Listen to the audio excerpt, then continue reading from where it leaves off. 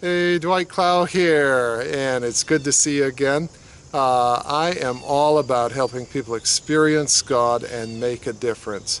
And today I am going to show you how being a servant can give you enormous power. And we are talking about the gift of your influence. We're on day, I think, 13. I'm not looking at my notes, but I think it's 13. And we are working our way through 7 transforming identities. And these are identities that God has given you that enable you to be the change agent that your world needs. And the identity that we're going to look at today is the identity of servant. And you know, when we think about servant, we often think about somebody who is made to be less than, somebody who has been dehumanized in some way. And certainly in our country, our history of slavery and enslavement, there was all kinds of dehumanization and oppression. And I don't want to downplay that at all, but when God talks about us being his servant, he has no such dehumanization in mind. In fact, as we'll see with these other identities, he has quite the opposite in mind. But we are God's servant, and to really illustrate this, I want to share a story with you. A number of years ago, I got contacted in the middle of the night by a police department, by a police officer. And he was telling me about a young man who was in his home, and he was creating all kinds of problems. He was drunk and he was tearing the house apart.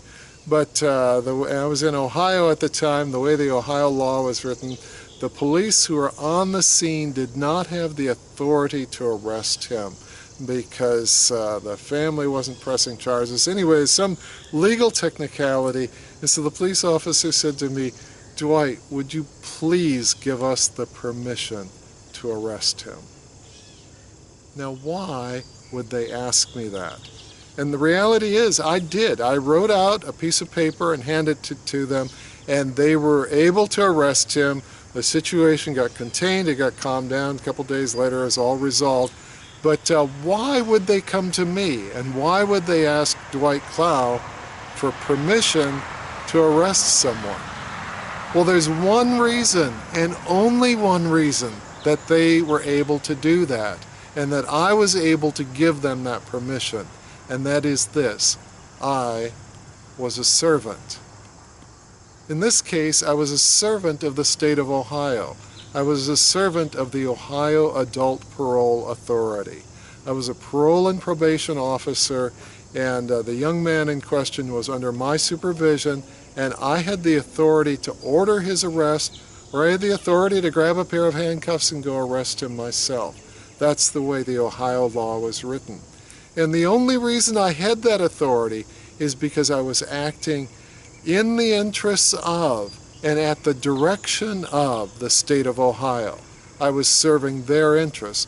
In a way, I ceased to be Dwight Clow and I became an extension of the state of Ohio. And likewise, you and I are servants of God. And as servants of God, we act at the direction of God and in the interests of heaven. And servants of God in the past have healed the sick and raised the dead and performed miracles, and have raised funds to help victims of hurricanes and tsunamis and all kinds of natural disasters, have built hospitals and orphanages, and have done all kinds of amazing things. And you, as a servant, you will do amazing things in your world, but only at the direction of and in the interests of the Lord that you serve, Jesus Christ. So anyway, being a servant can give you enormous power. Excuse me, I'll return next time with some more thoughts about your identity and how it equips you to be the change agent that your world needs. Meanwhile, I do invite you to stop by my store, kim51.com. That's kim51.com. I think you'll find some interesting stuff there, and I do have a free gift for you. Look forward to sharing that with you, and look forward to seeing you next time.